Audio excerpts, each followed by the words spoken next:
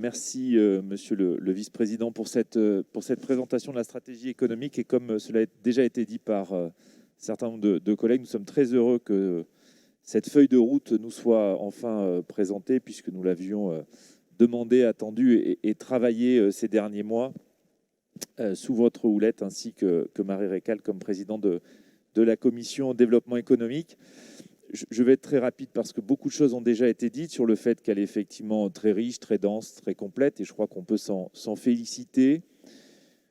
Je n'y vois pas, comme Stéphane Pfeffer, beaucoup de ruptures, mais au contraire une grande continuité par rapport à tout le développement économique de notre métropole. Et je crois qu'au fond, c'est une bonne nouvelle pour les entreprises, parce qu'elles attendent une forme de stabilité et que c'est du temps long, le développement économique. Et je crois que sur ce sujet-là, il faut s'en féliciter.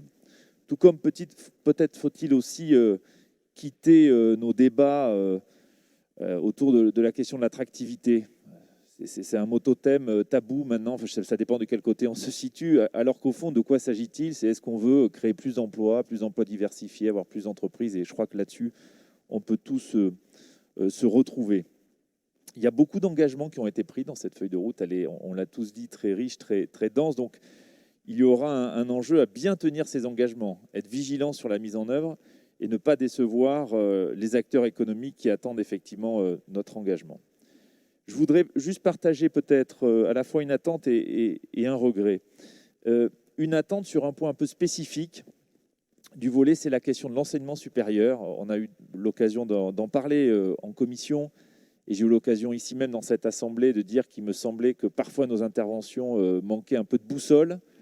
Je crois qu'elle est extrêmement importante et bien comprendre comment nous allons nous insérer par ailleurs dans un champ de compétences qui n'est pas le nôtre, qui est celui de la région. Et je sais qu'elle n'est pas traitée dans la feuille de route économique, mais elle est pointée comme un sujet sur lequel vous reviendrez et vous dire à la fois notre attente et notre vigilance, parce que je crois que c'est très important de savoir au fond ce que nous avons envie de faire sur ce volet-là. Peut-être un regret à partager avec vous, ou là aussi une attente. Je crois que le cœur de notre mission, vous l'avez dit, c'est l'aménagement et le foncier. Et le nerf de la guerre pour le développement économique, comme d'ailleurs pour nos habitants sur le logement, c'est l'acquisition foncière. Vous avez dans cette stratégie, et puis dans une délibération qui arrive un peu plus tard, pris l'engagement de créer ou de participer à la création d'une foncière dans le secteur de l'ESS. Je vous ai fait cette proposition en commission, que nous puissions avoir une vision plus large de la question du foncier économique et de doter notre métropole d'un outil de foncier économique qui s'adresserait naturellement au secteur de l'ESS qui en a besoin, mais il y a d'autres pans de l'activité économique qui se heurtent à la même difficulté. Et si nous voulons faire rester, permettre aussi aux entreprises qui sont déjà sur le territoire de se développer, il faut répondre à cette question-là.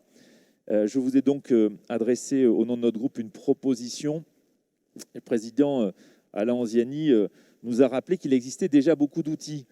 Et je crois qu'au fond, ces outils sont très éclatés et que ça mériterait qu'on se pose la question à cette occasion-là pour se doter d'un outil cohérent, fort, efficace. Donc voilà peut-être le seul regret que j'exprime sur cette stratégie économique qui, pour l'ensemble, nous va très bien et que nous voterons naturellement.